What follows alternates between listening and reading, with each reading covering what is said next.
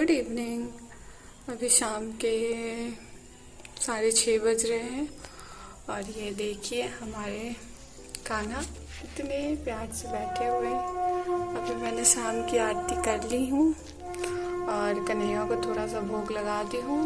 फिर मैं शाम का भोग बनाऊंगी कान्हा के लिए और अभी मैं भोग बनाऊंगी थोड़ी देर में कान्हा के लिए। उससे पहले मैं श्रीमद् भागवतम का पाठ करूंगी।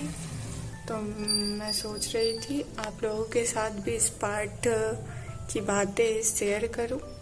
तो आज मैं एक सीरीज़ बनाऊंगी श्रीमद् भागवतम अध्याय के से रिलेटेड, और मैं सोच रही हूँ ये सीरीज़ बनाओ और कंटिन्यूअस मैं आप लोगों को श्रीमद् भागवत के पाठ और बातों से अवगत कराऊं। तो मैं ये सीरीज आज से शुरू करूँगी। और ये देखिए मेरे कन्हैया का दर्शन कीजिए, कैसे प्यार पूर्वक स्माइल दे के स्माइल कर रहे हैं। तो आज मैं ये सीरीज स्टार्ट करूँगी। तो चलिए फिर स्टार्ट करते हैं श्रीमद् भागवतम का पाठ। सबसे पहले किसी भी बुक को पढ़ें, श्रीमद् भागवत गीता, श्रीमद् भागवत क्या कोई भी पुराण पढ़े, उसके पहले थोड़ा जयकारा कर ले भगवान जी का। जैसे श्रीमती राधा रानी की जय, लड्डू गोपाल की जय, हमारे श्री राधे कृष्ण की जय, सभी कृष्ण भक्तों की जय, श्रीमद् भागवत गीता की जय, श्रीमद् भागवतम की जय। और फिर राधा रानी का नाम लेके मैं इस लीला पुरुषोत्तम भगवान के अध्याय की शुरुआत करती हूँ। तो चलिए पढ़ते हैं श्री कृष्ण लीला पुरुषोत्तम भगवान की अध्याय। तो सबसे पहले अध्याय के 7 पेज में जॉर्ज हैरिसन की ओर से 2 शब्द लिखे गए। तो सबसे पहले हम इसी को पढ़ेंगे। और उसके पहले पाठ में भी लिखा गया है क्या कि ईश्वर परम कृष्ण सच्चिदानंद विग्रह अनादि रादि गोविंद सर्व कारण। गोविंद के नाम से विख्यात कृष्ण ही परमेश्वर हैं। उनका शरीर सच्चिदानंद है, वे सबों के मूल स्रोत है, उनका कोई अन्य स्रोत नहीं है एवं वे समस्त कारणों के मूल कारण है।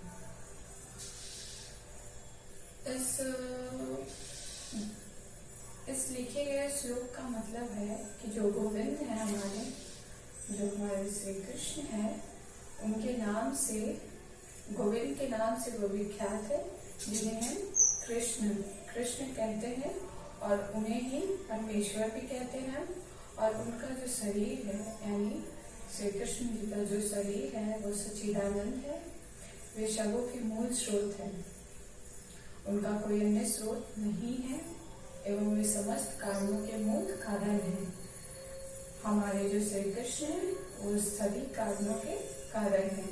और फिर आगे बढ़ते हैं। तो इसमें लिखा हुआ है कि जॉर्ज हैरिसन की ओर से 2 शब्द बोले गए हैं।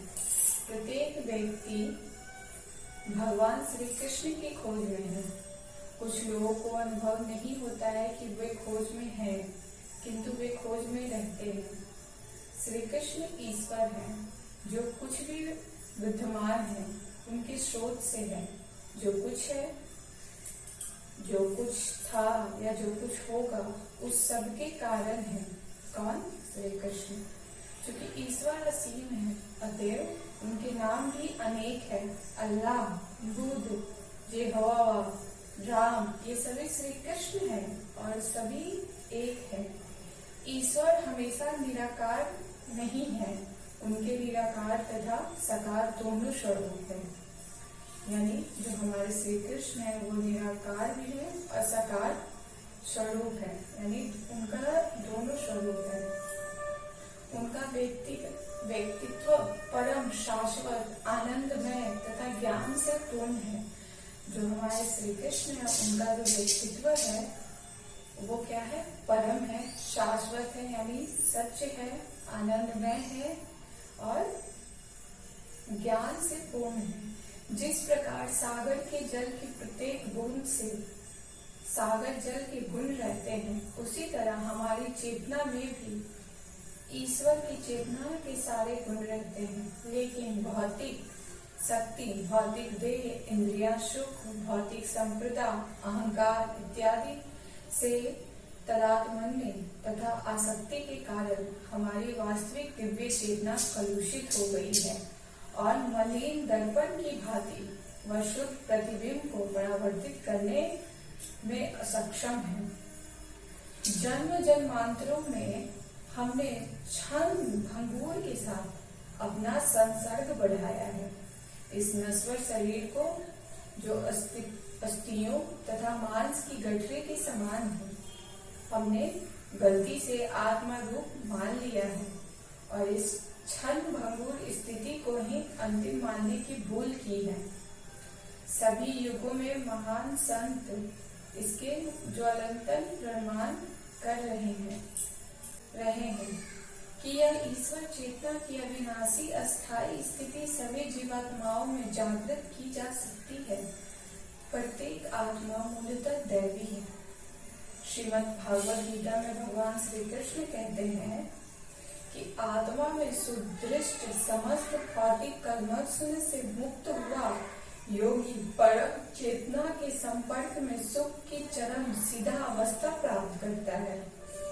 योग ईश्वर या आत्म संस्कार की वैज्ञानिक विधि है और ये वह विधि है जिसके द्वारा हम अपनी चेतना को शुद्ध करते हैं और अधिक प्रदूषण को रोकते हैं और सिद्धि, पूर्ण ज्ञान तथा पूर्ण आनंद की स्थिति प्राप्त करते हैं। यदि ईश्वर है तो मैं उसे देखना चाहता हूँ। बिना प्रमाण के किसी वस्तु पर विश्वास करना व्यर्थ है। कृष्ण भावनामृत एवं ध्यान ऐसी विधियां हैं जिनसे ईश्वर की वास्तविक अनुभूति की जाती है। आप सचमुच ही ईश्वर का दर्शन कर सकते हैं, तो सुन सकते हैं, देख सकते हैं। भले ही पागलपन किसी को लगे, लेकिन ईश्वर सचमुच है और वास्तव में आपके आसपास, आपके साथ है। योग के अनेक पथ है। पहला राजयोग, दूसरा ज्ञान योग, तीसरा हठ योग, चौथा कर्म योग, पांचवा भक्ति योग और इन सबों की प्रशंसा उनके आचार्य द्वारा की जाती है। जो हमारे गुरु होते हैं, जो आचार्य होते हैं, उनके द्वारा ये चर्चाएं की जाती है। स्वामी भक्ति वेदांत जैसा कि उनकी उपाधि से प्रकट है, एक भक्ति योगी है जो भक्ति मार्ग के पथिक है।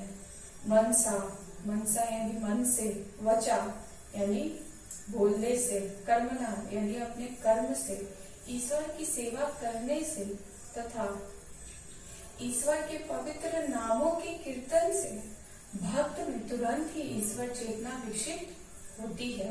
यानी ईश्वर के पवित्र नाम का कीर्तन करने से, ईश्वर का नाम लेने से हमारे अंदर ईश्वर चेतना विकसित होने लगती है। जैसे एक श्री कृष्ण जी का महामंत्र है, हरे कृष्ण कृष्ण कृष्ण हरे हरे, हरे राम राम राम हरे हरे का कीर्तन करने से मनुष्य को निश्चित रूप से कृष्ण चेतना, कृष्ण भावना प्राप्त होती है। रस का प्रमाण रसना है।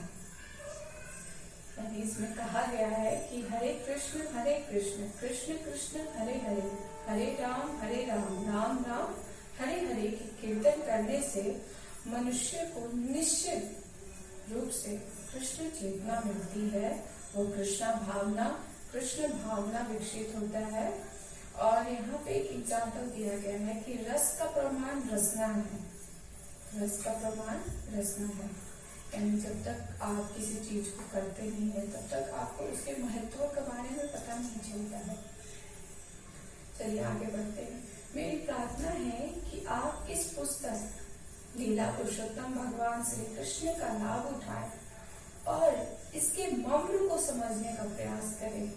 मेरी यह भी प्रार्थना है कि आप योग की इस आत्मा मुक्ति की विधि द्वारा अब ईश्वर से साक्षात्कार करने का निर्णय लें और शांति लाभ करें। आपको चाहिए केवल प्रेम, श्री कृष्ण, हरि बोल।